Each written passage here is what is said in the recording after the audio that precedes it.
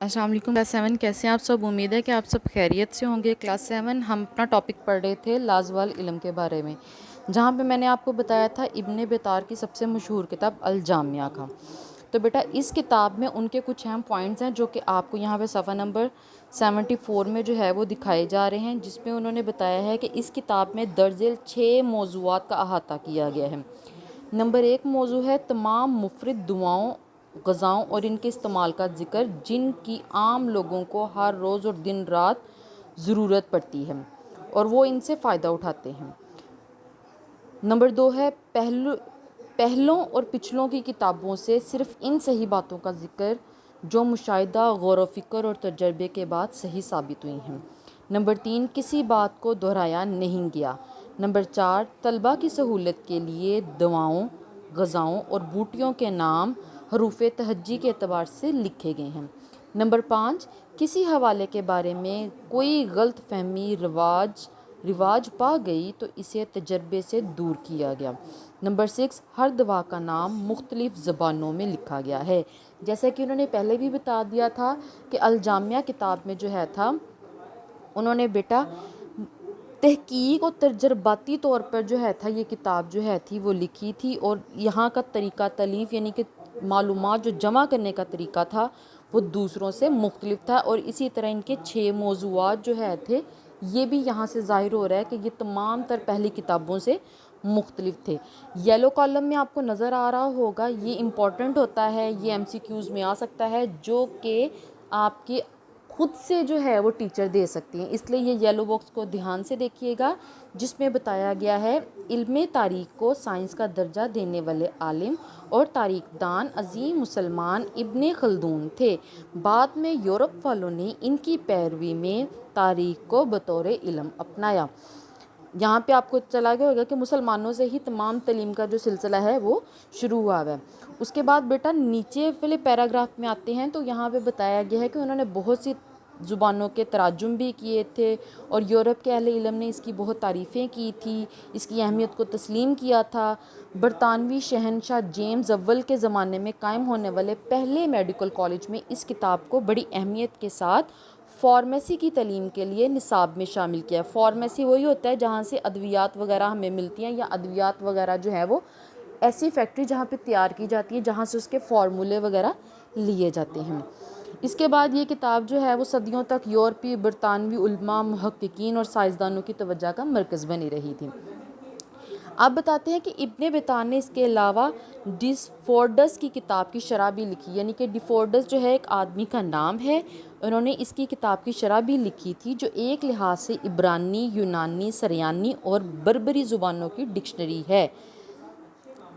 फिर लीमू के बारे में एक मकाला, एक किताब तिब पर एक किताब बाउनवान अल अफ़ालुल अल ग़रबिया अल ख़वास अल जाबिया एक किताब जिसका नाम मिज़ानुल तिब है, और एक रिसाला ज़हरों के ज़रिए से इलाज करने के बारे में लिखा। बेटा ये तमाम उनकी किताबों के, लीमू के बारे में एक मकाला इन्होंने लिखा था और उसके बाद ये उनकी किताबों के नाम हैं। इनके इल्म की वस्त का अंदाज़ा यानी कि फैलाव का अंदाज़ा इस बात से लगाया जा सकता है कि उन्होंने स्पेन, शुमाली अफ्रीका और शाम में पाई जाने वाली 1400 ऐसी जड़ी बूटियों का जिक्र किया है जिनको तिबी मकासद के लिए इस्तेमाल किया जा सकता है, और 300 ऐसी जड़ी बूटियों का जिक्र भी है जिनको इब्ने बेतार से पहले कोई नहीं जानता था कि वो किस काम आ सकती थी।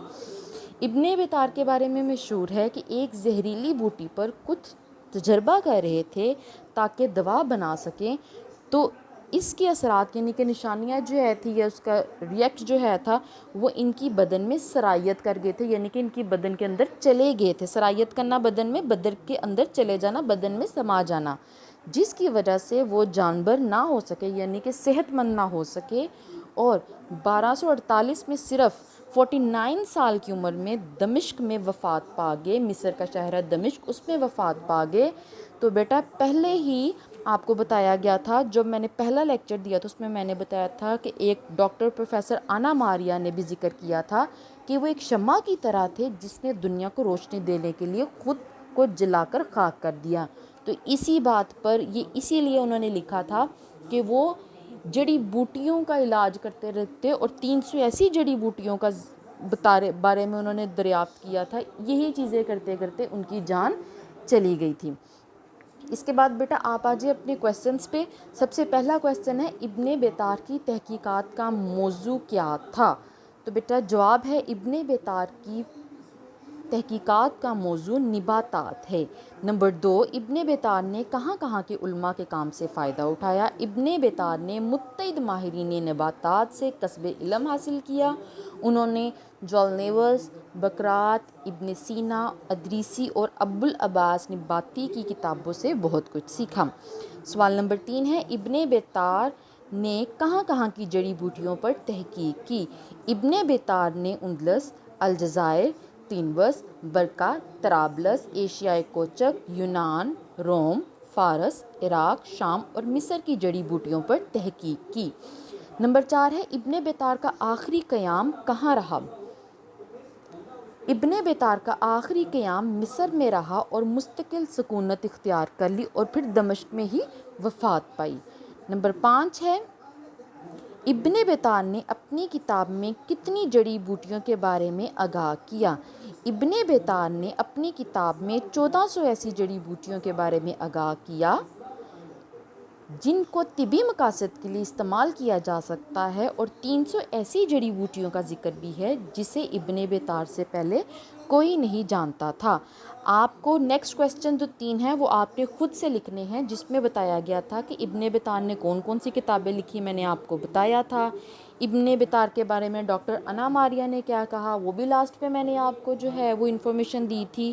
سفر پر چلتے وقت ابن بطار کی عمر کیا تھی؟ دین آپ نے یہ خود سے اس سبق کے اندر سے سرچ کرنا ہے کہ ان کی عمر کتنی تھی، اور اس کو اپنی کاپی پہ اپنی اسائنمنٹ میں لکھ کر بھیجنا ہے اور اس کو لرن بھی کرنا ہے۔ اور جب آپ کے پیرنٹس اسائنمنٹ جمع کروانے آئیں گے تو آپ کو اس جولائی کی اسائنمنٹس کا ایک ٹیسٹ دیا جائے گا، جو کہ بیٹا آپ نے ایمانداری کے ساتھ چیٹنگ کیے بغیر سالو کر کے ہمیں بھیجنا ہے۔ اب آپ کے یہ سارے لیکچرز ختم ہو چکے ہیں، اپنا بہت زیادہ خیال رکھیے گا۔ اللہ حافظ۔